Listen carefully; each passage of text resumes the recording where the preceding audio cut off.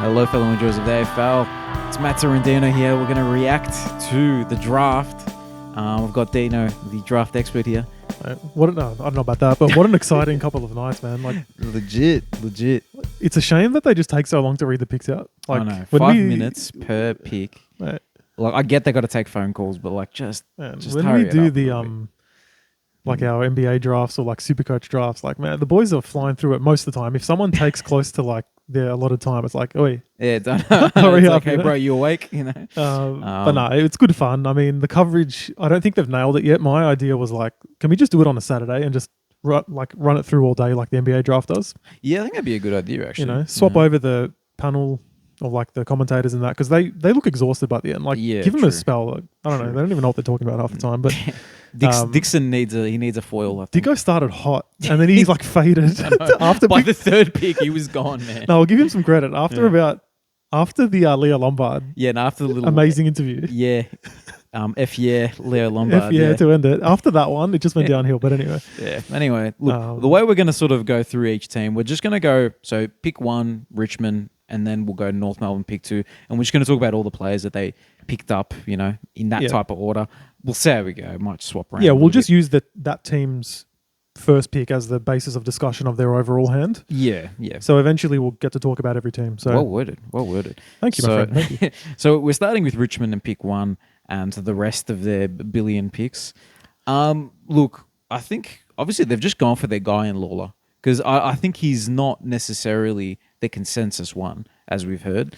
But look, I don't think so. Yeah. Look, a big bull of a midfielder. That should be fun for him. And he did look, I mean, all the talk about him is, powerful athlete and all that. But then when you see him on stage with the other youngsters, he is a bull. Yeah, he looks huge. And this is without any preseason. He obviously plays cricket, as was mentioned many times. So he plays cricket in the summer. So doesn't actually do AFL kind of training in the off season. So I think they've already said with his injury, because he's recovering from a hammy, he's going to be on a modified program in the preseason. So he might not be the draft pick to come round 1 and just prove why he's the number 1. Might take him a couple games into the season or even a year. But ultimately, you see him, he seems well-spoken, seems like a bull, you know, and apparently, forgive me for forgetting the name of their one of their recruiters that passed away, but he apparently ages ago said he's the number 1 pick. Okay. Wow. And obviously he's passed away, sadly, but I think they just honoured him by picking the guy that he liked. Yeah. Which is kind of beautiful, to be honest. Yeah, so, no, that is. And it was really nice to see his son put the numbers in as well. So that was really cool. Yeah. What a beautiful moment. So 100%. They get Sammy Lawler. Then they go Josh Smiley with pick 7. That's it's another, I feel of the top 7, like of those, you know, elite mids, I think he's on the outer in regards to being elite, but his potential is high. He's potentially super high. Well, earlier in the year, and in my last video with the tier list, I said, look, this guy was the top 3. Like, North fans were salivating earlier in the year. No, you know what I mean? Same. Yeah, I'm like, oh, look at this tall guy with the sidestep, you know. And then he kind of, and again, I've mentioned it in the previous videos, he didn't really kick on enough. Obviously, he slipped to 7, and you know, I think it was more just other players showed more glimpses of their stuff, and it kind of blurred the lines of the rankings. But ultimately, what a great value pick at 7. 100%, like that's an excellent pick. And then on the night, I was a little bit like, what are they kind of doing in the middle, like the teens picks after 10? So they go Hodden 12, John T at 14. That one was a bit of a shock. Yeah, that was a big shock, that one. And let me just talk about that for a moment. So Taj Hodden, very electric, smaller mid sort of forward player, did his ACL early in the year and he's going to miss quite some time again. But I literally just 20 minutes ago before we recorded, saw something on X that was Taj Hodden's dad speaking to SEN, like Dermot Burden and the other guys, saying Richmond texted Taj after he did his ACL, like within 24 hours, saying, we're going to pick you, don't worry. Yeah. Which is wild. That is. Because they didn't know where they were picking. They didn't know how many picks they were going to have. Obviously, they'd have a decent idea, but it was kind of telling him, wherever our pick is, one of them is going to be you if someone else doesn't pick you. Yeah. And they made sure of it. I mean... Yeah, they really did. You were kind of saying maybe the mind games they played with West Coast who were linked with him. Yeah, so West Coast, I remember Cal saying that West Coast, that there was, whispers about, them wanting to get Taj Hodden.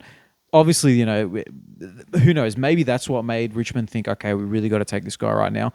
And then it left Bo Allen later on for West Coast. But I think it was. I like the mold of player that he is, because we were talking a bit about it earlier. Because Sam Lawler, bull of a midfielder. Smiley, we hope that he's a bull type midfielder because he's going to be tall.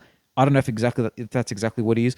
Bo Allen would have been another, just bruising big mid. Whereas Houghton's got a bit more finesse and a bit more, they compared him to Shai Bolton, which is interesting. So something a bit different and something different to add to the mix. So I like that as a dynamic. No, it's a nice one. And then, like I said, Jonty Fall was the big, maybe the first shock pick of the draft, going 14. Most mocks had him as maybe the third best key forward behind either an Armstrong or Shanahan. Yeah. So at the time, I was like, oof, what are they doing?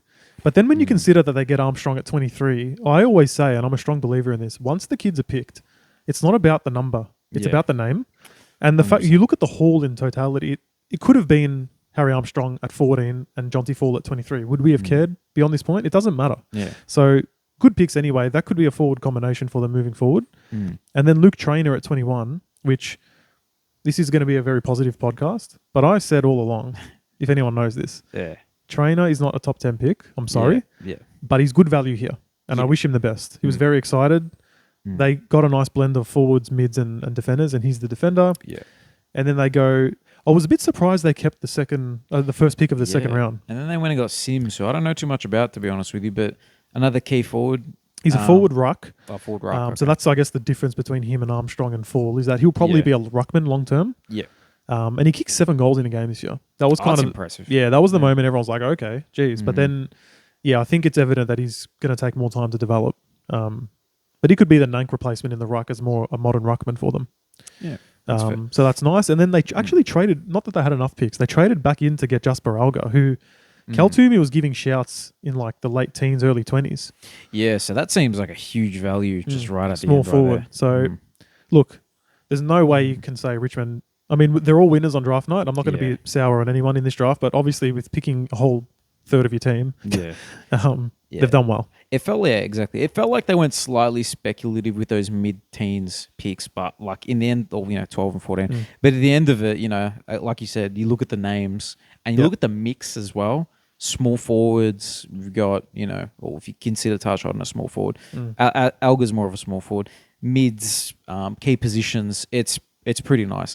And then right at the end of the first round, like the bombshell. Let's talk about that because North is the next team anyway, right? So they're the next team. So on top of all these players that they picked up, they managed to get North Melbourne's first round pick, which could be anything really. Yeah, it could be anything. Honestly, I think it could be anything from 2 to 10. You know what I mean? Like, I hope not, because obviously Dino and I are both North Melbourne supporters. Yeah. We're hoping for the best here. It was funny, man, because obviously we were watching the draft together, and we were like every other North fan, with every pick on the clock saying, trade back in, trade back in. Like, North fans desperate for a key position player. Yeah. Cool. Like, we all agreed. And then a certain point hit, I think we were all thinking like, okay, it's not happening. Yeah, because I think we're not going to throw our first round. Or if it is happening, it's not going to be the future first. And then there's whispers, hey, something's happening here. And I'm excited. Like, obviously you were excited too. Yeah. And then they go trades in, and then they bring it up on the screen, and you see that 2025 R1. Yeah. And you're like, okay, they did it.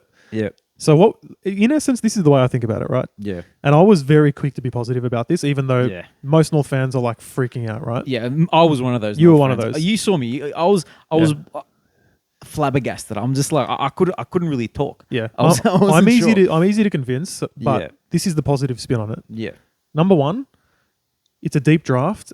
And even though Matt Whitlock went 27, what is he in other drafts? Is he a 15 pick? Is he a top 10 pick? True. Realistically, he's probably in other drafts going from optimistically 8 to like 15, 16. Yeah. Right? Okay. So then you think about it, okay, we've given up a first round pick for a first round pick. Maybe a slightly worse first round pick, but it's not disastrous if you think of it like that. Yeah. And ours is coming sooner than the next one next year, obviously. The other thing is we're building a young core. We've got enough elite talent. We are missing another key position prospect. Just waiting a year doesn't really do us any favors. Yeah, right? 100%. Then it's the thought of, well, okay, how ready are we to jump up the ladder? We've been bottom 2 for a long time, man. Like how long? 5, 6, 7 years. It's a kind of line in the sand trade. I'm thinking like they must think we're going to jump up. And I'm not saying finals. I'm not saying any of that, but I'm not going to put a limit on it. There's been teams jumping up finally in the past. Like you look at Melbourne finally after years of rebuild, Brisbane, Hawthorn. They just the jump Blues up eventually. in a rush. The Blues eventually. So it's kind of like, look, optimistically, if we're in that, it's a pick 10 and not a pick 2. I like that they're backing themselves in and finally saying, we're not sitting on our hands anymore. Let's actually do something here. Yeah, no, 100%. 100%. And, sorry, one more thing. The other thing to consider is next year's draft, you can trade 2 years in advance. Yeah. So, worst case scenario, things don't go to plan and you're like, shit, North doesn't have that top 5 pick that they should have.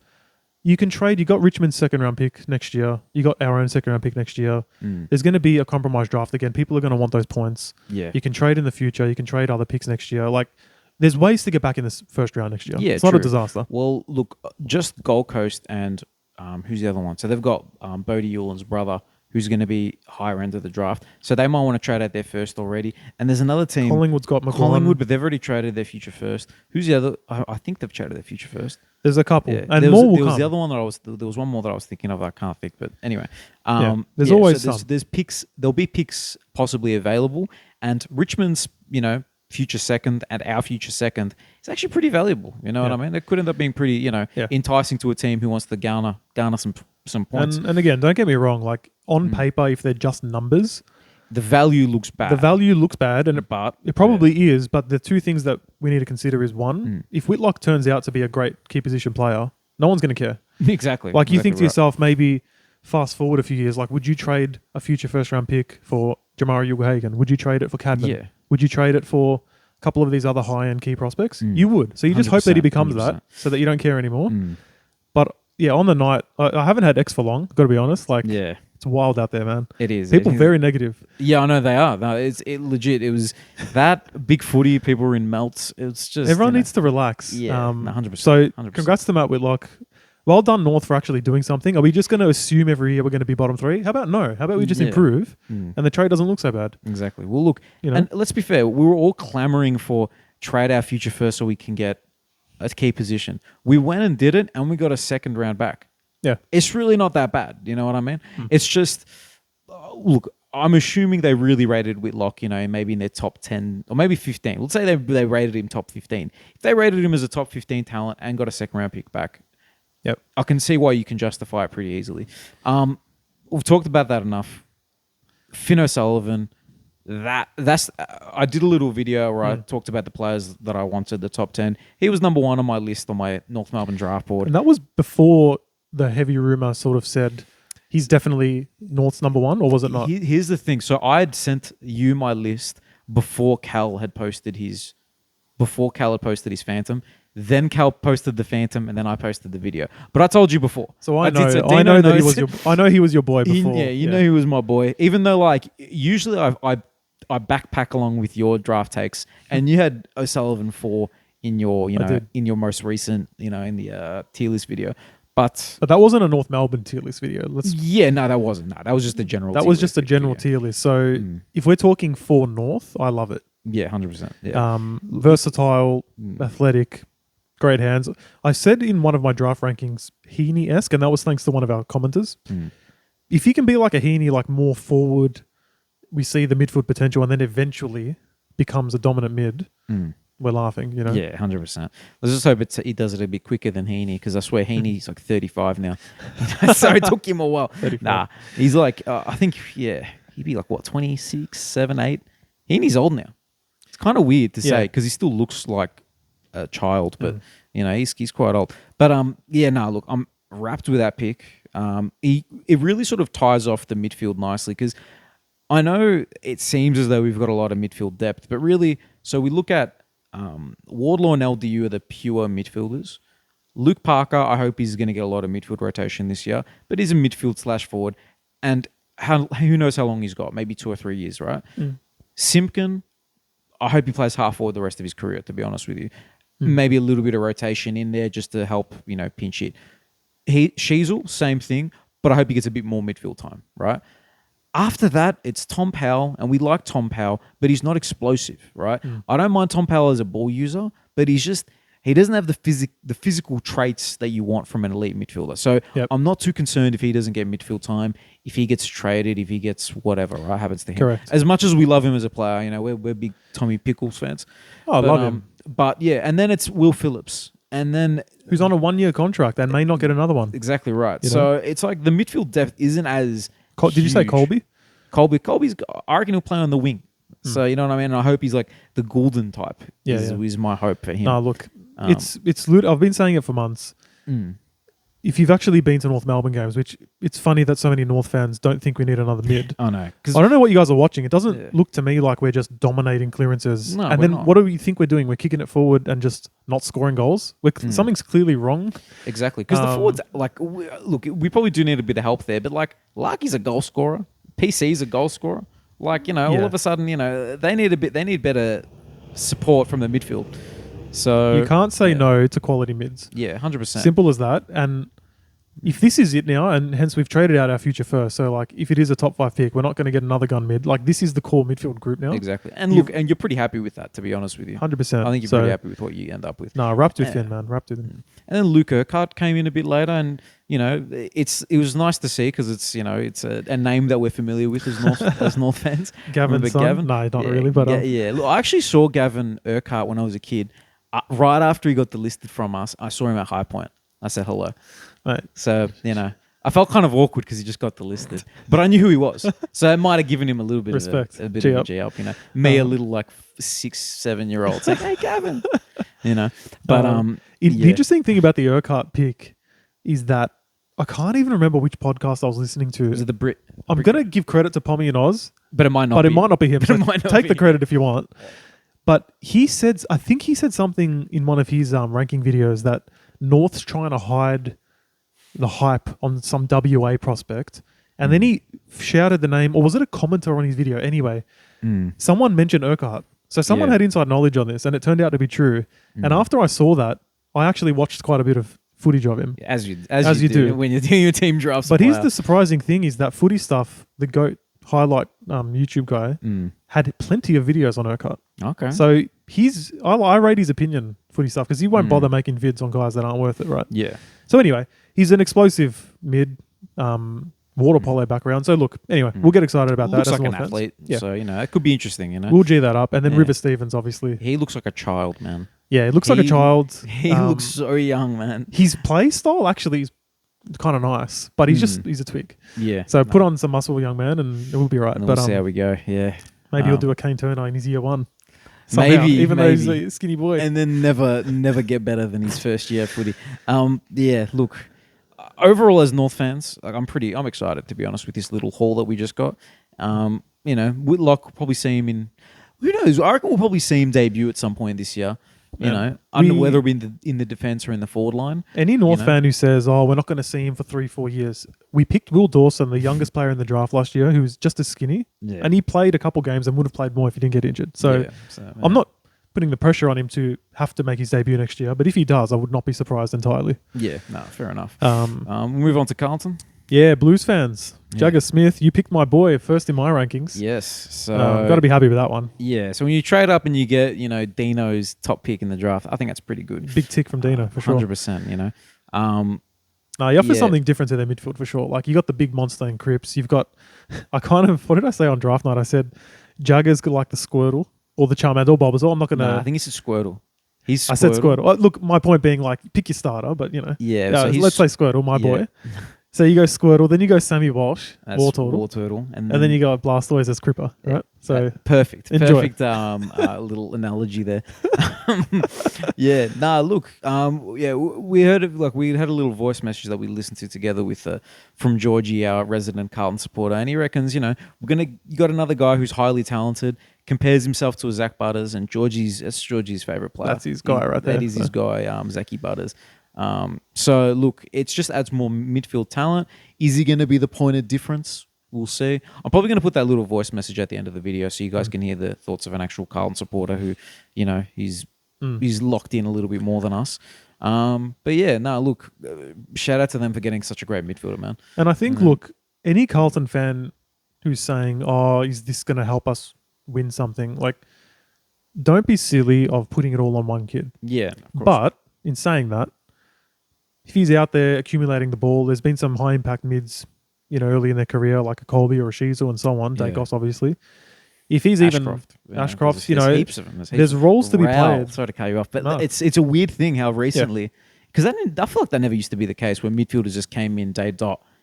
There's a lot more emphasis of professionalism, I reckon, in the underage groups and things. And he seems like a professional, like Georgie says in his video, in his voice memo. But like don't put the pressure on him. But he's a gun, and he's going to contribute. He's going to play round one, and there's quite a bit of depth in that Carlton midfield now. So good on them. But it's all for Carlton's going to come down to consistency, ball movement, all these things that they've actually needed. Yeah, and he'll help with that. But gun player, I love him. I think even with his slight build. He's got that Chad Warner, Zach Butters-esque sort of, you think he should be weak, but he's actually not. So wait till he actually hits the gym a bit more and see how we go. And then they pick up Harry O'Farrell, pick 40. He's a developing tall, so someone to learn off. They've got some great established keys now. So in the next 4 or 5 years, he'll be the one to maybe be handed the baton. Yeah. So different types like Wiedering and Haynes can sort of nurture him into maybe being a half decent defender. Yep. See how that goes. And then obviously the Camporelli brothers, Ben and Lucas. Nice stories. I think Ben caught my eye the most when I was watching the SA state games. But yeah, both of them I think have potential. They seem athletic, mids, wingers, things like that. So always nice to see that. So that's pretty cool. Father sons are always fun. Let's be fair. Yeah. Like they're always, you always look forward to them. Now, the next for Adelaide, they didn't have a lot to be done, but they lucked out with, like, not only do they have a South Australian boy, like, they picked the best South Australian boy, but he could arguably be one of the best ones in the draft, if not the best one in the draft when it's all said and done. Sid Draper's, he looks the goods, man. Yep. He looks really the goods. And even athletically, like when you see him after they're drafted again, I said Sam Lawler looked like a unit. Yeah. Sid he's got some defined muscle on him. He's not a skinny boy. You can tell he works hard. You can tell he's a professional by the way he speaks. Obviously, being an SA boy is just the cherry on top. Exactly. Yeah. But no, great player. Adds to their midfield mix. Obviously, they've got Dawson in there and Laird. Not so much on ball anymore, but I think the Crows. It's a complete no-brainer. It fell into their lap. They had to do it. It's going to be interesting how they just set up that team now, because there's so many dudes who can run into that midfield. Obviously, like Laird probably goes down back to half back, or maybe even half forward. Who knows? Like, what's his name? They brought in Peatling. Like, I would assume that they've offered him some sort of midfield time to get him over. Rankin was getting through there. Who's the guy with the nice hair, man? I forget his name. Guy with the nice hair. Guy with the hair, the Pidgeot. Keys. I couldn't even think. Pidgeot, right? A couple Pokemon references. Yeah, I know. So Keys, good. I know, he's another guy who pinch hits into the midfield here and there. It's just, there's a lot of depth, man. So I'm curious to see how they line this team up. But I think it should be good. No matter how you do it, I think it should be all right, because there's a lot of talent there now. And then they picked up Welsh, who I feel like he was touted a lot higher than where he ended up being like last year. Like, I feel like last year he was considered to be like a first round pick. Now what happened? What happened was, I think he always delivers for SA. Like in the state, like I think his output's not the problem. The question mark is he's just not tall enough for his style of play. Like he plays like in the underage leagues like he's a key forward, but then in reality, I think he could be like a Darling. Like, you know how you think Darling in your mind, you're like, oh, he's pretty big. But then you look at it, you're like, actually, he's 191. Like, he's big, but he's not. Darling's bigger than that, bro. Nah. Jack Darling? Apparently, he's 191. Look it up. No way. Look it up. Yeah. Can we trade him back? What the?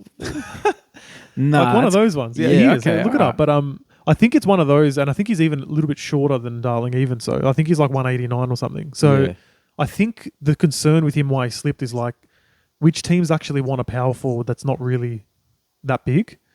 Yeah. Kind of like a Fogarty situation, but I don't know. Like Fogarty's pretty talented. So that's the thing. He's super talented. It's an interesting forward line now. Like if he does work out, they're both kind of like on the shorter end, but powerful blokes. But it's interesting. Yeah. But no, I think his output's good. It could be like a situation with that Brisbane forward. What's his name? The one that... Logan Morris. Like you wouldn't have thought, like he's sort of that height too, and he's delivering. So if he's good enough, he'll make it. Yeah, that's fair. You know? That's fair. That's just, like, speaking, frantically searching for I Jack know, Darling's I height. did. He's 191. I can't There you believe go. it. There you go. He plays so much bigger. That's what I'm saying. So Yeah. a few of them do work out like that, but it's pretty rare. Yeah, that's interesting, man. Yeah. So you speaking of Brisbane, Levi Ashcroft was next. Yep. Yeah. They just got they got 3 father sons. Oh, not father sons. One father son, 2 academies. Yep. Yeah. It's just unfair, man. Levi Ashcroft, we know he's going to be a gun. Like, I'd be shocked if he's anything but, just the top player, all Australian type. It's unfortunate that it's happened a few times recently where like a really good team's had a father-son or academy at the right time. Yeah. It kind of sucks. But look, he's a gun player. There's been some criticism on the teams before, like other than Richmond at 1, like you kind of reserve pick 1 for your guy. But like North, Carlton, Crows getting criticism for not bidding. Like, yeah, it's cool. But at the same time, like, who cares, man? Like, you fall in love with your guy at that point. Give him Someone the had to glory do of the the higher bid. pick. Yeah. He wasn't like a clear better than Finn, better than Jugger, better than Draper. So like, why would you bid? But he's definitely clearly, in my opinion, better than Langford. So there you go. Yeah. Anyway. Yeah, I think one thing I do like about what Levi Ashcroft, I saw it in an interview that he said he didn't touch the premiership. You see that? I did see that. Yeah, Is that a bit cringy? A little bit, but I kind of like it. I feel like if it means something to him, and then if it's a motivating factor for him, I kind of like it. I don't know. I'm thinking just touch the cup, man. Like, fair enough. just touch it. What's the big deal? I don't, because then he might not ever touch it again. It's I not don't your know. cup. You're just touching a cup. Yeah, no, you're right. Touch your own right. cup later. Yeah. That's fine. But like, Touch your own cup later. Yeah, no, fair enough. I don't know. I just thought it was kind of. I thought it was. He's got that dog in him, you know what I mean? Yeah, He's got that. That's the vibe I get, I'm not touching the cup because that's it's like not mine. chip on my shoulder. Yeah, Like, exactly. Yeah. Yeah, so I don't mind that. And then, the interesting one was Cheeky. Like, so Marshall we knew a bit about, that he's, a decent little moving wing role player type. But Gallup, I didn't that was a bit unexpected. And it made their selection, their bid matching take forever because then they made 3 trades like bang, bang, bang consecutively. Yeah. And I swear that took 20 minutes, bro. that was a drainer. That was big drainer. So look, there you go. Maybe that could be another forward that helps him out. He got. I was told by a Brisbane supporter that he has a bit of brute about him. Okay. So that's exactly what you want because I feel like they don't have that in their forward line. And even with Danaher, like Danaher's. He's a brute because he's big, but he's not an absolute. He was never a powerhouse. No. So yeah, no. Look, I think what can you say? They've done well. It's as you'd nicely expect. done. Yeah, they've done really well there. Yeah, they've set up their pick situation pretty well. They managed to get a few future thirds or something next year. So they're well stocked for points if they need them next year, which they probably will. As always, yeah. Or they'll trade them into the next year when they do need it or whatever it is. Shout out to Brisbane's premiership teams of like 20 years ago for delivering on the father-sons for them. 100%. Like Marcus Ashcroft, obviously, but like, I don't know. I feel like they've had just a couple. Yeah. And their academy's done well. Like, credit to them. No, you're right. Because like for us, I feel like we had a really successful, late 90s. Where's ours? So far, Jackson Archer's the only one that's, and Luke McDonald, I guess, but yeah, but we we only really like Jackson Archer at this point. Yeah. At this point, he's the only one we really like. Yeah. Anyway. But no, Brizzy did it well.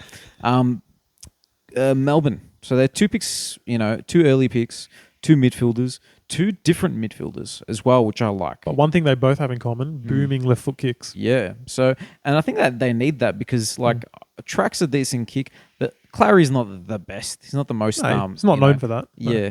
But then actually Rivers is a decent kick. So it's actually kind of like, it becomes a bit of a strength if these guys can get on the park and they can find their feet as, relatively early. All of a sudden you've got some decent kicks going into the 50. And they kind of need the decent kicks going into the 50 because, Van Ruyen's very young as a key forward. And then it's like the $1 million man. What do we don't really rate that forward line overly high. So, maybe the good kicks into the 50 might help them out. Langford can play forward as well if need be. Look, both of those guys, tough leaders, left foot kicks. Yeah. They'll figure it out. True. I think they're going to be fine. They're nice picks. I definitely agree with the Langford over Smiley for Melbourne specifically. And then the Lindsay kind of took me by surprise, but he was sort of touted to go there. He went a bit higher than I thought. Yeah. But he's a very impressive player. And if you're wondering, like, if you're a Melbourne fan, like, watch the highlights of his game in the Vic Metro Vic Country final. He was excellent. His kicking was superb. So, No, that's a nice one. Then they pick up Aiden Johnson with pick 68. Don't know much about him at all, but apparently Neither. he's a VFL mature body in the forward line. So okay. Oh, there you go. Who fair knows? enough. Maybe you don't know with those type of guys, man. No. Sometimes they pop up and they're decent. You just pick them up. Yeah, exactly right. Yeah, no, to be honest, I really like those two guys that they picked up. Yep. It's those two mids. We spoke about Smiley. Then the Sainers Yes. copped a lot of flack for these two picks. I disagree so strongly. Yeah, I don't get what the deal with we picked a half backer. David Travaglia is good, man. He's a tough He's a Will halfback Day / midfielder. Yeah. What? If my comp of Will Day and other people saying that as well is true, that could be a mid for you, firstly. Secondly, you drafted two tough competitors that are both athletic. That's a good use of your picks at that point of the draft. Now, you could have gone in a few different directions, but Tyroo was touted as the best key by the end of it. So you picked up the best key in the draft that's very versatile, and you kind of need that. Yeah. You could play forward. You could play back. Like, see how we go. See, he's kind of a direct replacement for Josh Battle. It's the exact same type of player. Like, it could be. I know, like, we're trying to talk about Tyroo like, is he Tom Stewart? Is he James Sicily? If he's Josh Battle, that's a W in my eyes, man. Like, and it's actually the pick that they got back for him anyway. True. But like, because Josh Battle is a dude who aggressively attacks the ball, when it's in the air. Runs off his defender and spoils and this and that. A little bit undersized. It's very similar, to be honest with you. But you just hope that Tyroo could be that bit more than that, you know what I mean? And have a better kick and be a bit more damaging going forward. Yep. Yeah. And having the halfback, say Travaglia plays halfback to start with, Sinclair can play midfield without feeling bad about your ball use anymore, about your back foot line. So, look, it's one of those typical things, and this is where like social media is just a toxic place. Yeah. Saints fans saying, "Oh, we needed mids. Why didn't we pick a mid?" Firstly, there was a whole draft, and you did get a mid in the end. Secondly, a rookie mid, which by the way, at this point of the draft, the best ones are kind of gone, is not going to change your trajectory. These are two very Ross Lyon-esque plays: defense first, tough, but also athletic and can get up and down the ground. Great picks. Just enjoy them, man. You got some good players there. And it's not like they didn't pick. It's not like they didn't just pick up. What's his name? They didn't. Jack McRae help them out in the midfield. Exactly. And it's not like Philippou didn't just like he ended the season like crazy. Yep. So all of a sudden you got that him there. Jack Steele. It's not as bad as what you Sinclair, make it out. Wanganeen Miller up playing more and more up the ground. Yeah, and they ended up with Hugh Boxall as well. He's an athletic midfielder as well. Very athletic. Yep. Yeah. So, Barrett, key defender. Dodson slipping to 53 is very nice for them. Yeah, and very you know nice. what? It's perfect for them because like who are their ruckmen apart from Marshall? Yeah. I couldn't even name him. It's just couldn't Marshall name their backup because they tried to get Soldo, that didn't work out. Look, if Dodson gets, he probably won't get a run. Let's be fair, because he's still quite slender. No. But it's decent as your project for after Marshall or maybe with Marshall. Marshall goes down to the forward line. Yep. Yeah, I don't mind it at all. No, that was a nice one. And then Patrick said, don't know much about him, but he's apparently a smaller midfielder. Bit of dash to him. So there we go. There's another midfielder for him if they want it. So anyway, yeah, I don't know. The banter they got is just ridiculous. Yeah, I'm to be honest with you, I don't know what else they would have. Like, what could they have done better? Could they have gone maybe Lindsay instead? In my eyes, the only thing I'll say is I would have gone Tyroo and Murphy Reid personally. Yeah, true. Because the thing is, you're a big Murphy Reid fan. I'm a big Murphy Apparently, Reid no fan. one else is. We're going to talk about that. Yeah, 100%. Maybe they could have gone Bo Allen instead as and well. mind you, they did bid on Lombard in the middle there, which we'll talk about in a second. Yeah. So in their eyes, it was kind of like, okay, Lombard is our favourite mid. Then it's a bit of room between him and, like, say, a Tyroo. So you just get Tyroo. Anyway, well done, the Sainers. I like it a lot.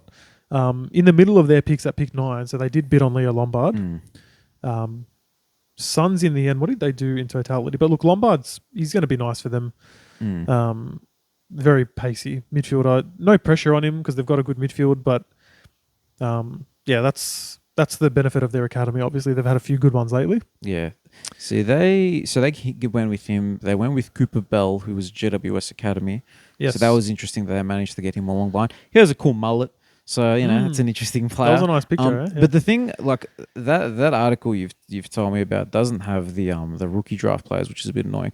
But the thing that I found, interesting for them is that they went and picked up Max Nobel, however you say his name, for Fremantle. He was like a second round pick as a ruck, maybe 2-3 years ago or something. And Fremantle had committed to redrafting him as a rookie draft player. But Gold Coast were like, nope, we'll take you. It's interesting because they've obviously got Witsy and then Moyle. Yeah, but then after that, it's like Ethan Reid, who is gone. Yeah, but then Ethan Reid, could he be a different position as well? It seems like they're the last team. Like, I know Witsy, they might not trust his body anymore or whatever. So Moyle and Reid is like perfectly fine. So it's an interesting one that they sniped him. But like for Fremantle, it's not like they don't just have. It's not like they don't already have a lot of ruckman themselves. Correct. And then I think they picked one up after they lost Nobel. They picked up another ruckman. I can't remember what his name was in the rookie draft. But yeah, look, Leo Lombard, that's going to be a fun one. We'll go back to their main one. That's going to be fun. You reminded me, Hector Lombard is his dad. Bruh. That dude, like, if there's some moxie about this kid, let's be fair. Anyone that doesn't know who Hector Lombard is, search him up. Just search that name, bro, and you're going to be like, holy shit. Yeah. You're going to know why he wasn't at the draft. Yeah. Because he's training somewhere. Yeah, 100%. He doesn't have time for a fight or something. Shit. Yeah, dude's huge. Dude is huge. Oh my God. Good picks for Gold Coast. They were less busy this year. Next year they'll be busier again with Zeke Ulan in top 5 or 3. Yeah. So they're all good. The next one we're going to talk about is the Bombers picking Isaac Kako. Yeah, look. There's a bit of disappointment from us, not at Essendon. No, not because they've done incredibly well here. But the thing is, they picked up Kako, who Dino vibes as a player. You had him as an A tier on the tier list video. I did, and not only that, but they went and got your boy, and by association, my boy, Cale Ryan. I was here watching, and I had this little slither of hope in my heart that like North was going to trade in one more time and pick up Cale Ryan, or he'd just slip to us because people were slipping. Yeah, no, true. And then with every pick coming up, I'm just saying like under my breath, like Harry Potter, like not Slytherin, not Slytherin. I'm saying not Jerine, not Jerine.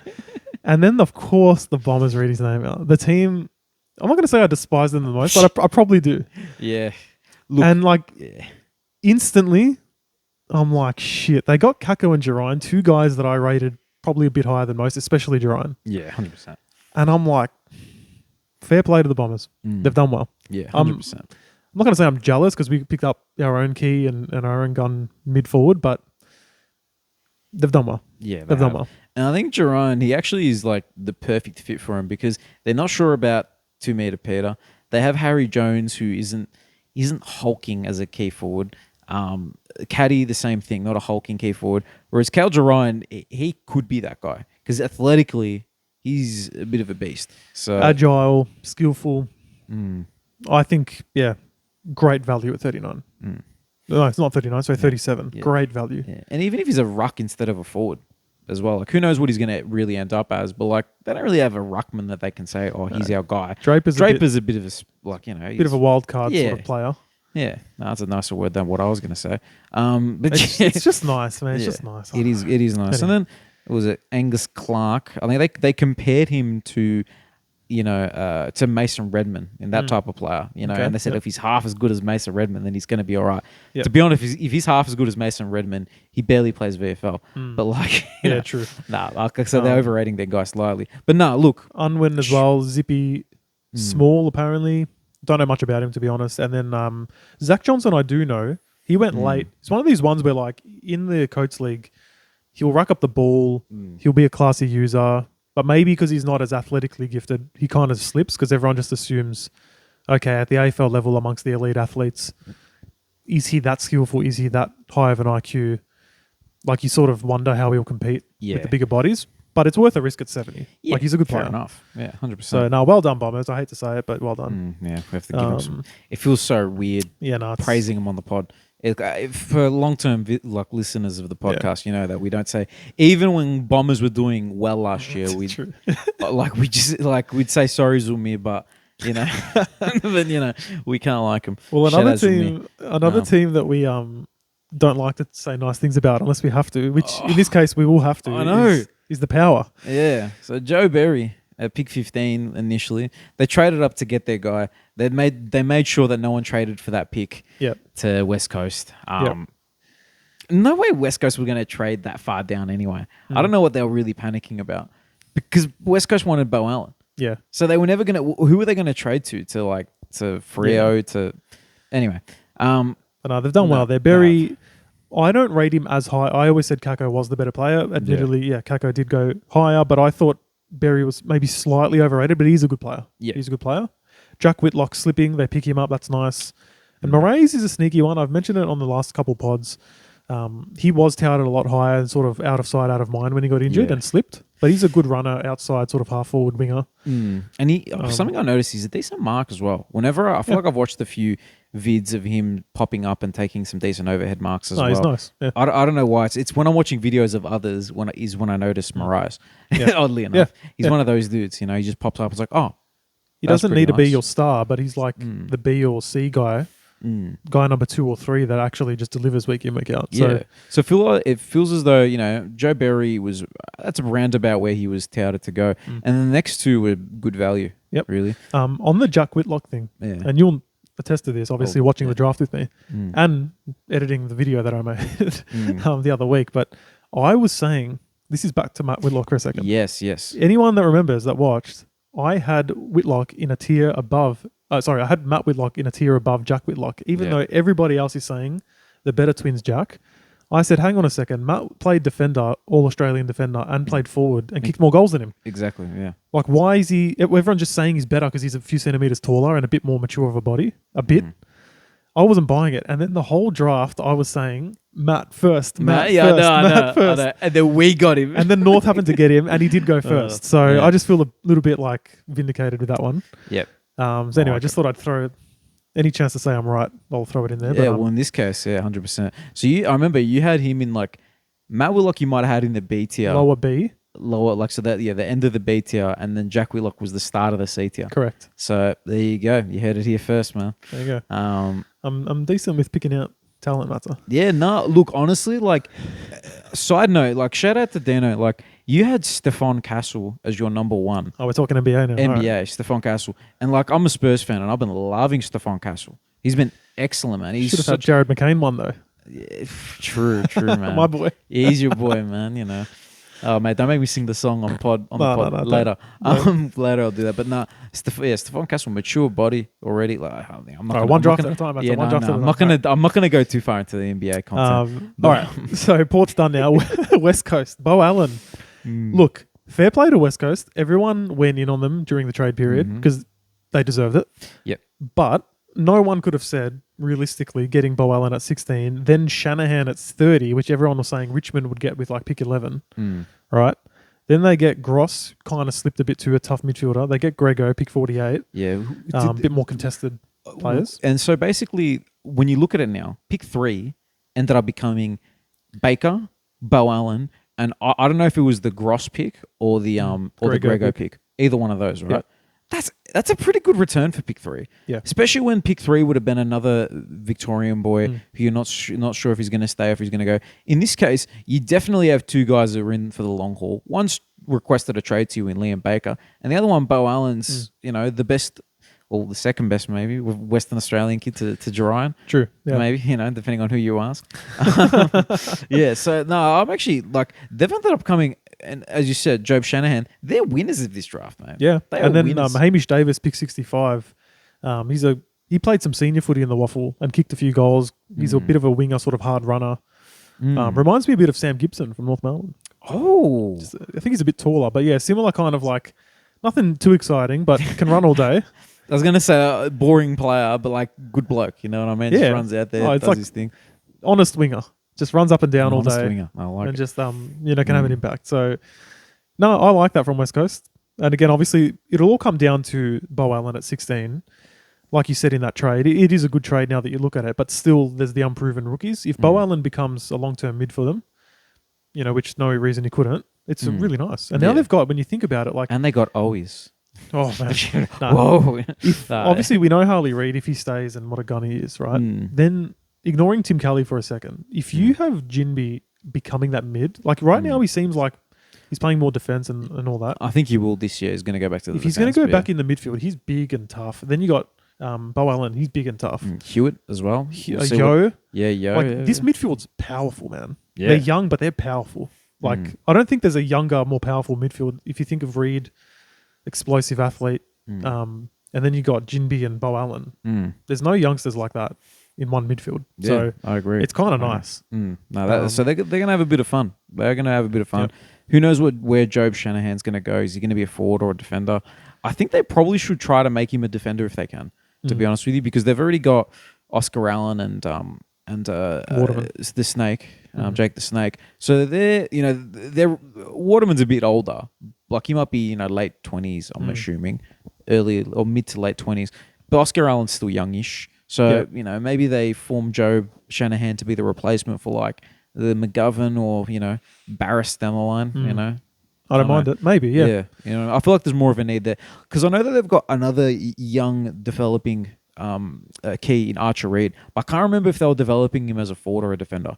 But I know that there's a lot of. He was drafted as a forward. I don't know what they've done since. I haven't checked. Yeah, from what I've I think I've seen it on. I think I've seen True Footy talk about him saying that that they internally rate him very highly. So sure. So like they're pretty well stocked now for keys. I like it, man. Yeah, I like it. Yeah, shout out to West Coast, man. Yeah, shout out to West Coast. And the other WA team, Freo. Yeah, they got the steal of the draft. I'm not even the steal of like the draft. Anyone that's seen our draft videos. Famously, I had him 1 a couple months ago. Yeah, that was our first proper draft video. I was so excited, and I still am. Yeah. And the reason I had him 1 was because he is so skillful. It's ridiculous. And a few of those games for Vic Metro and for Sandringham Dragons were ridiculously good. Like multiple goals, 25 to 30 plus touches. Yeah. But just skill and you can't teach so many of these players are just incredible athletes and then you hope their skills develop. This guy is he's not an above average athlete, he's not a below average athlete. He's just a normal kind of zippy, low 180 centimeter midfielder, but his skill is through the roof, man. It's so rare to see a midfielder with this polish at this age. Yeah, and I think there was that goal where he sort of gave. Yeah, that it was like he sort of underground hand passed it to himself, and then was it an overhead hand pass to ridiculous to Ashcroft or whoever it was. Yeah, so I had him 1, and then ultimately I did let him slip a bit as well, but not further than like in my last one. What was it, like 6? Yeah, I think you had him maybe down to 8th at one point. So look, but yeah. The fact that and even Kel, like obviously it's just one guy's other opinion, but like Kel Toomey had him 6 as well. Yeah. He never really wavered on him. And I think we're both right. Yeah, I agree. Me and Kel, similar cloud of judgment of talent. But cut from the same cloth, some might say. No, in all honesty, like the fact that they get him at 17 is ridiculous. And I don't know his exact role in this Freo team because their midfield's really stacked and they've brought in Bolton. But if he's like half forward, outside sort of mid, you don't need him winning the ball. They've got enough ball winners. Like if he's just there, just being classy, he's going to have a great environment to thrive in. Yeah, 100%, man. He's like, it's a weird one because it's like they've got a lot of mids already, but like I think with the guy with that much class, I'm sure he'll find his way somewhere in there, and it should 100%. Be a really good, like you said, it should be a really good environment for him. Man, ridiculous! Like I think as soon as he plays a few senior games, every other team that passed on him is going to be like, shit. Yeah. You look at Saints, you look at Richmond with multiple picks. I like the Hodden pick. Jonty Fool, I don't think they had to grab him there. That's the one. I probably would have gone Murphy Reed. Yeah. Even though they've got a few other mids and that's fine. But like, I don't know. What a pick. I'm really wrapped with that. Then they go Charlie Nichols at 34, who I had as my honourable mention as well as like, keep an eye on this guy. Excellent mark. Excellent mark. Tall, needs to develop. But like his marking is not just like you say, oh, he's tall and he's marking it. It's kind of eye-catching how good of a mark he is. Yeah. And then Jaron Carr, father-son, we like to see that too. So. Oh, is that Josh Carr? It is. Oh, yeah, wow. There you go. Yeah. I remember that name. So nice draft for Freo. They didn't do too much, but they picked, especially with Reed, but even with Nichols and Carr, like pretty no-brainery kind of picks, in my opinion. Yeah. So I feel like with where their list is at, it's just the cream at the top, if that makes sense for them. Because they've already got the bones of a really strong team with a gun midfield, with a gun forward line as well, and a high potential forward line, because Amos can still be a lot better than what he is right now. Yep. And so can Tracy, man. Tracy, 45 goals in 20 games is ridiculous. Yep. And then the defense is solid as well. Yeah, no, they're gonna be interesting next year, man. Yep. For the record, I think Reed plays round 1. That's my prediction. Ooh, okay, interesting. I think he's in there, even though they're stacked. He'll get in. That would be impressive. That would be like that would say a lot, to be honest with you. Yeah. If he does. Yeah. And we'll move on to GWS, and they pick up more small forwards. The least surprising pick of the night was all about even like we knew Lawler was the number 1 pick. Even more predictable than the guaranteed news break was that they were going to get Hannaford at their first pick because they just love it. They love a small forward, man. I like the pick though a lot. Yeah, no, he's sounds like he's a solid small forward. Might be the best small forward in the draft class, depending on how much you rate Joe Berry. Well, he was the reason. Actually, no, Kako's better. as well. No, don't worry about that. But no, he's very good, and he was the reason Murphy Reed slipped from 1 to like 6 or 8, whatever I had him in the next rankings, because he tagged Reed in the final, injured him with a chase down tackle, and tackled him another 3-4 times before that. And I was like, shit, maybe Murphy, he's just not quick enough, da-da-da. But I think it's more of a testament to Hannaford just being so zippy and tough, to be honest. Yeah, so it's pretty much they got another Bedford, basically, which isn't the worst player to get another one. Nah, he's a good player, man. Yeah, and then Harrison Oliver was touted as like toughest guy in the draft, quote unquote. So they've picked up 2 really aggressive players, which I like. If you're going to have that as your team strategy, just be fast and aggressive. You know, you'll be a good team. And then here's the one though, Matt. So I want your opinion on this, right? So apparently North Melbourne, we talk about the trade for one more moment. Yeah. We were offering this future first, basically the entire draft. Yeah. For every pick. We're on the phone. Hey, what about now? What about now? I am stunned that they, at pick 24, go Cody Angove. Yeah. Over if North actually had offered future 1 for that. It's Yeah. borderline negligence, to be honest with you. Like, you're a good team. You've picked up 2 players already. If North's given you an F1 next year, what are you doing? Like, I could have egg on my face if Angove's a gun, but like, I personally don't know too much about him. Yeah. And I just think no matter who it is at that point, you've already picked 2 players. You're a top 8 team. What are you doing? Yeah, nah, that's fair enough. What is the go with Angove anyway? Oh, midfielder, high half forward. They've got a billion of those, man. They do draft well though, so I back them in. Yeah, fair enough. But it's also a weird one. Yeah, and then they took a boy that you had earmarked a little bit, Jack O, who I think is a good fit for them because they don't really have a tall Look, they've got Tom Green, but they don't have a big midfielder at the moment apart from him. They're all sort of smaller types. A bunch of small forwards, you know, you got Josh Kelly, Cogs, they're not the biggest guys. So him, a 193 centimeter dude who I'm sure they'll try to develop him in that role because they don't really need another tall forward. Well, he was a winger first and then at the end of the year played on ball. So yeah, no way he'll come in and play on ball right away, but tall players like that are versatile. Why not? You know, it's a decent little pick. And then Logan Smith, pick 71. They've just taken a ruckman at that point. Yeah, so I think that was another academy. Yeah, just to add to your stocks. But no, nice draft for them. A bit confusing with the Angove pick, especially when you know for a fact that North was offering their future 1. But otherwise, you kind of just back them in because they do draft pretty well. Yeah. See, the interesting thing is with North apparently offering every team a first round pick. I'm curious as to what the combination was. So obviously you get to the point where the combination is future first and a second round back. Were they offering that from then? Or were they saying to GWS, we'll offer you future first, but your future first back? You know what I mean? That's what we don't know. That's the part that we don't know. So because they could have been saying something along those lines. Because obviously the Richmond second round pick is close in value with some teams' future first. Yeah, true. You know what I mean? So I'm curious to see how that, like, obviously we'll never get that information. That's right. But, you know, so we don't know that, and obviously for GWS, whatever that conversation wasn't good enough. Yeah. But again, it makes you think like, even if North improves and we're still like 5th, 6th last, it's like, okay, even so. Even like, if you offered how your future bad first. must the offer have to be? I still think most of us would have looked at what North offered and said, yeah, take that. Yeah, true. But who knows? We don't actually know. So. Look, it would have been the same thing for North anyway. We would have ended up with Matt Whitlock. Yeah, exactly. There was no other key forward, you know, after. It would have been, you know. Yeah, true, because Armstrong was taken. Yeah, Armstrong was already taken. So yeah. Anyway, we'll move on to another team who kind of got, you know, I feel like players in a similar type of vibe where they're not necessarily like the main inside mids or key positions or anything like that. Sort of the guys around the wings, around the flanks, half forward, half back. That's Bulldogs. And I think they needed that because they have a lot of dudes, and they've offloaded Bailey Smith and Jack McRae because they don't have enough time for them in the midfield.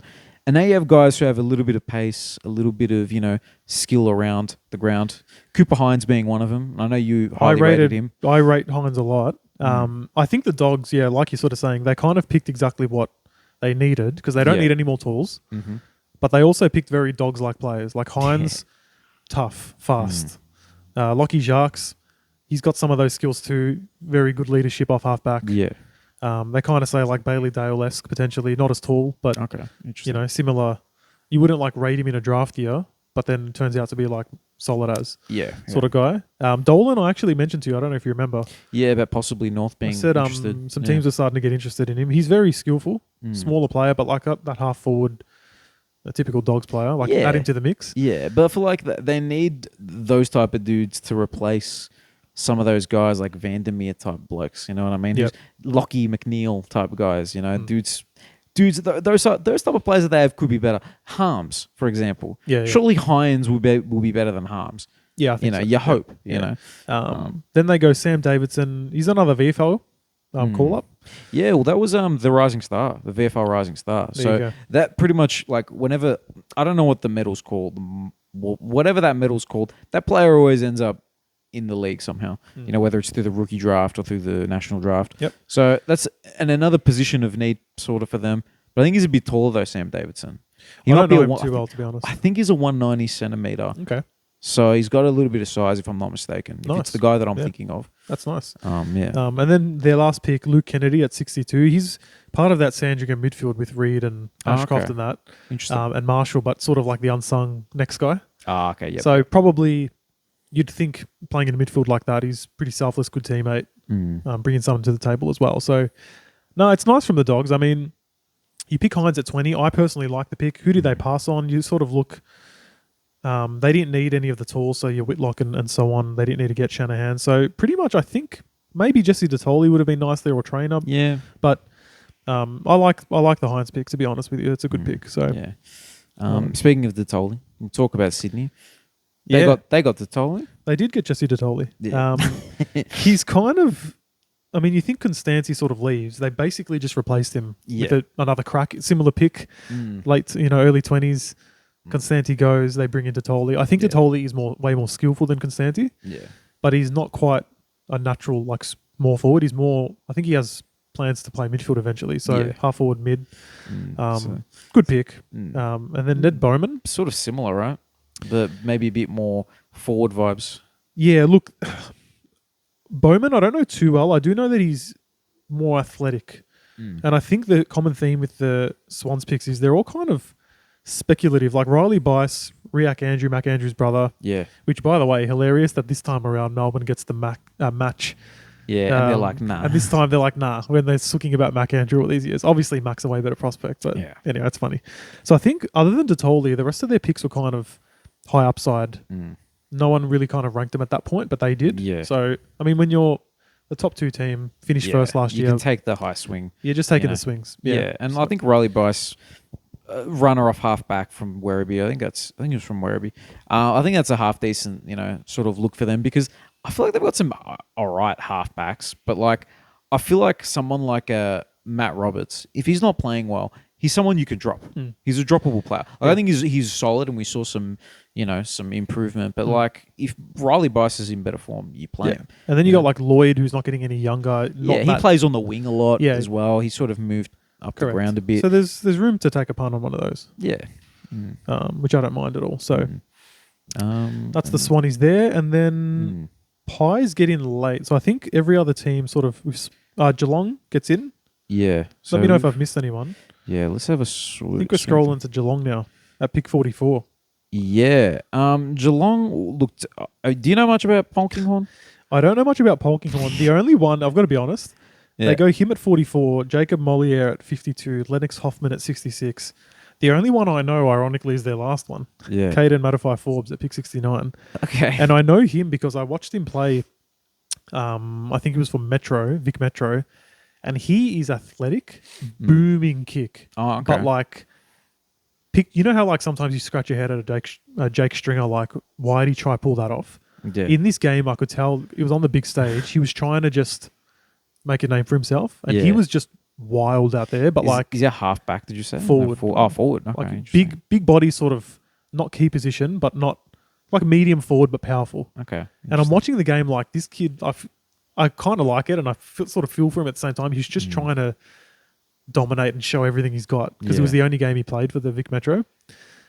He kicked a lot of behinds, but it was eye-catching. I remember him. So I think they've just taken a punt on athleticism and just coach into him some control. Yeah. But the rest of them, look, no doubt about it, they'll all be like all Australians in the years to come because Geelong just never misses. But Yeah, of course. No, 100%. Man. Yeah. And I feel like they've got some cool names. Polkinghorn, Lennox Hoffman, Matafai Forbes. The interesting one was getting Molia, who was like the second Sturt Ruckman. Is it Sturt? Was it Sturt? SA Ruck. Yeah, SA Ruck, the second SA Ruck, and then the next pick was Dodson. Crazy, eh? I'm like, when I saw that, I'm like, what? That was really weird. But obviously they see something in Molia that they don't see in Dodson. It's crazy. And look, again, the fact that I don't know these guys probably means that Geelong's done a good job because after a certain point in the draft, my knowledge does waver, as most does. Yeah, of course, yeah. And like when Geelong, that drafts so well, starts picking up guys that I don't know, I'm like, shit, they've done it again. Yeah, that's exactly. This guy's going to be in All Australia. So anyway, look, I can't possibly give an opinion because I don't know these guys, but I'll just give them an A because it's Geelong. Yeah, 100%. 100%. And then Collingwood goes Joel Cochran. Yeah, so Sydney Academy. There was a few non-matching of picks. Yeah, so that was interesting right at the end how that happened. Yeah, I think it happened for at least 3. Yeah, at least 3 off the top of my head. Yep. So they go him, they go Charlie West. So 2 sort of tools for the future to develop. Yeah, which they kind of need. They do need desperately, actually. Like in the defense, like Joel Cochran, I think they were talking about him being like an athletic type, tall. You know, who knows? Maybe like that could be their Nathan Murphy replacement because they've been talking about having a Nathan Murphy replacement for years now. It feels it was like just last year. Bro, it feels like they've been banging on about it for ages. Well, that was apparently the whole reason why they weren't good last year. Yeah, like, no, exactly. Darcy Moore's no good now because Nathan Murphy's not there. Yeah, exactly. So who knows? Maybe that's, maybe one of those dudes they picked up can help in that regard. But because Nathan Murphy was pretty young. He didn't have that many years of development, I feel like. He kind of just went straight in.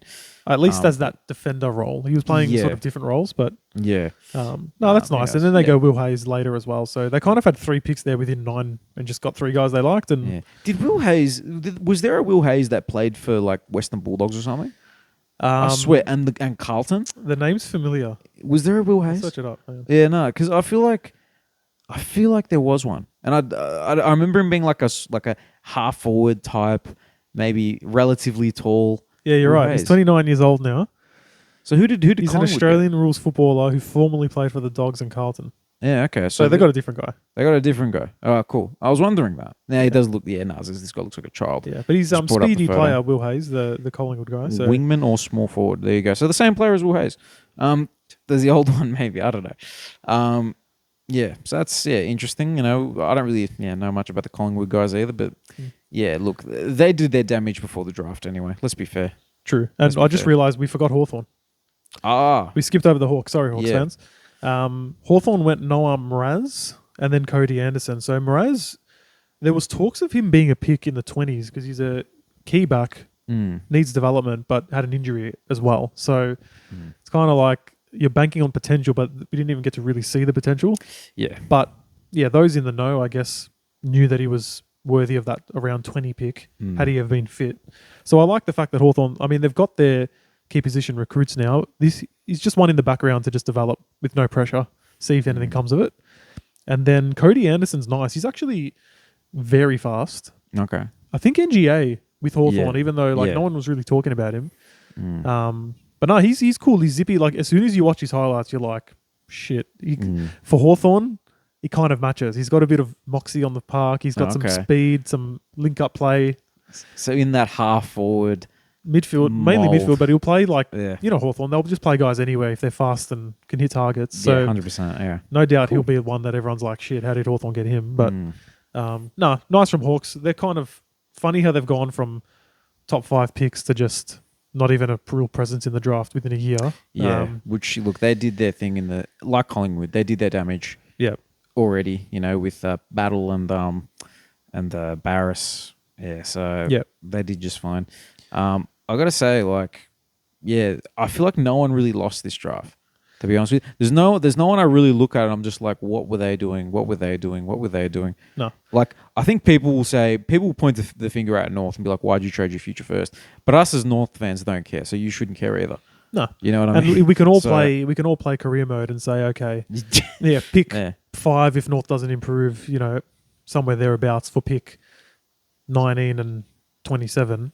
Doesn't like you'd never accept that as numbers. Exactly. But again, we're not talking about numbers. We're talking about names eventually. We're talking about variables that we don't know. Exactly. Next year, we get back in the draft. Like, it doesn't matter. So you can grade the trade as like a Richmond win for sure. I don't mind. But, that doesn't mean North didn't have a great draft night either. Exactly. And who knows? Maybe by then, North are better. Someone requests a trade and we need that pick to go get that player. Hey, or anything. You know what I mean? Like, that's, I'm personally interpreting the trade as North.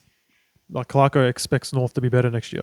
So I'm excited, personally. As a member, I'm like, okay, cool. Win more games. That's fine by me. Exactly right. Exactly right. Let's get on the train and do something. So, yeah. No, congrats to all the players that got drafted. A couple did get drafted today, which was the rookie draft. We won't go through it too much. Sort of a lot of rookie listing of actual senior players. So it wasn't that fun. Cool to see Sam Day get another run at Brizzy. Nice. Toby Pink, pick one. Shout out Toby Pink. Hey, look, mate, these number one in the rookie draft. Good on him, bro. Good on him.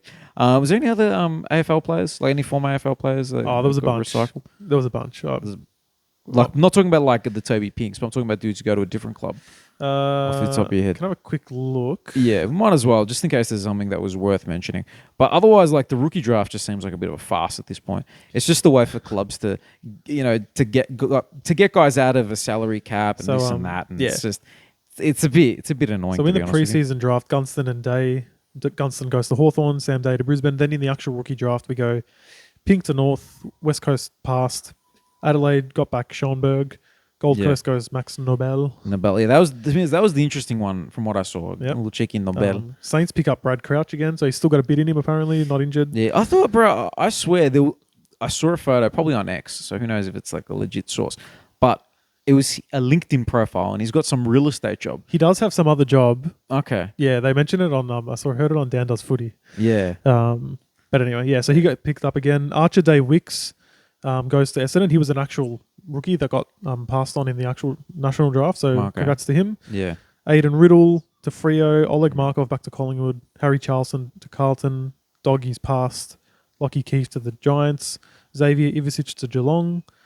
I feel like I've heard good things about Ivisic. Yeah. Like I feel like he used to play for Fiorentina back in the day. Do you remember? What was his name? Iljevic? Ilicic, left foot rocket. Yes, the Slovakian or Slovenian. That's right. Whatever he was, I can't remember. Those little throwbacks. Nice. Mate, the sports purists will love this. If you're a multi-sport fan, you love it. Yeah, 100%. Mentioning Stefan Castle, Ilicic. Mention it in the comments if you know those guys. Yeah, let us know for sure. Tom Cochran to the Power, Blake Lidler to Sydney, Derek Joyce to Brisbane. Lidler reminds me of Jeremy Laidler. We're getting a lot of. Remember Jeremy Laidler, Carlton and Sydney. No, Jeremy Laidler. Oh, he was very much a role player. No, I don't. More father sons. There you go. Urquhart father son.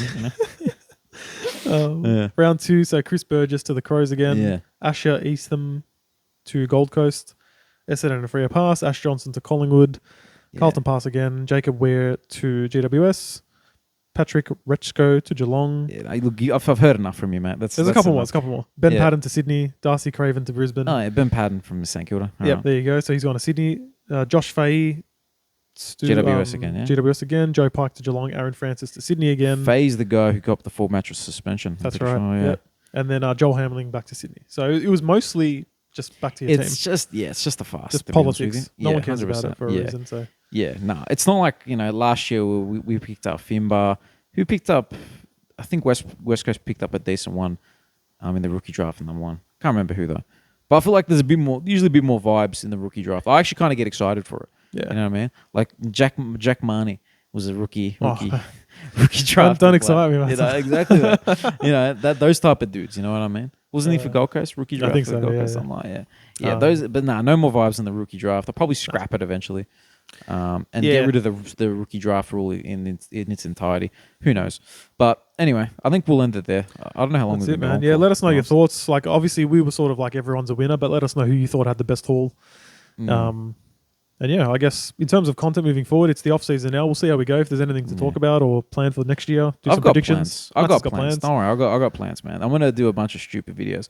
Nice. So just for the entertainment, for the enjoyers of the AFL, for sure. Yeah. But yeah, sub if you respect that I said Matt before Jack Whitlock. Sub for Cal Jerome. Sub for Cal Jerome, despite him being an Essendon player. Yeah. But yeah, thank you very much for listening, guys. See you guys. Thanks for holding the fort with the draft content, boys. You guys have been amazing. Just my thoughts on Carlton's draft. Like, I guess the main pick is the Jagger trade. You know, we traded up for pick 3, and that pick 3 is now has a name. Externally it looked like it was a Jagger or Draper option, but what's interesting is Carlton media made it like explicit that Jagger Smith was their number 1 pick and who they thought was the best midfielder in the draft, and that's who they're after, and that's who they got, which is interesting. I really like the pick. I think listening to him speak, he seems really professional, and his highlights package is insane. And he likens himself to Zach Butters, who's, as you guys know, is like my favourite player, but I think he's probably more of like a Neil Sarong type. Whatever the case is, I think he's like one of these low-risk kind of picks. Like, he's just going to be consistent, your 30 disposal, your 8 clearances type of player, which is good, and I think he's going to contribute straight away, which is also good. A lot of the talk, though, has been about Carlton's point of difference in the midfield. And whether he provides a point of difference or not, I'm not 100% sure. But if you just throw another good player in there that, that's got a bit of quick feet, can extract, is clean, I guess that probably gives Walshy a chance to kind of be a little bit more attacking. It'll be interesting what that kind of looks like. I don't think Jagger's probably going to be a massive meters gains type player. He's more going to get your first use, kind of a bit with Cripps. So, yeah, I don't know if he's point of difference exactly, but if he's a good player, he's a good player. There's no complaints. So we'll see how that goes. And then there's the Camperellis who got picked up in the 40s and the 50s, which I guess we don't have to pay too much for them, which is good. Exactly what they're going to be or whether they're going to be successful footballers or not, I don't know. But the advantage with them is that we don't rely on them. They don't have to play straight away. When you think of the midfield, you've got Cripps, you've got Walsh, you've got Jagger, you've got Hewitt, you've got Chera as your main mids. You got wingers, and then you got Elijah Hollands who pinch hits. You got your wingers. You've got Akers, Oliver Hollands, Binns, and then you also got like a backup mid, Cooper Lord, who's actually best mates with Jagger Smith, who Carlton seem to have a bit of faith in. So then you're going to put Ben Camperellis in inside or Lucas Camperellis an outside. Like, there's a lot of names in front of them, so I wouldn't be surprised if I see them just play VFL all year, which is fine. And then the other guy they picked up is some guy called Harry something, who's just a developing defender. They just said, picked purely on talent, and they said he needs to put on size, and he's going to learn from Nick Haynes and Wiedering. So like, I expect him just to be in the VFL all year and just develop, and not really to feature probably for a couple of years. And then we picked someone up in the rookie draft as a flanker, just another developing pick. So I guess the main thing with Blues is kind of the trade up to Jagger and kind of throwing in an elite young kid into the system, and then seeing what the Camperellis end up becoming, if they become a player or not.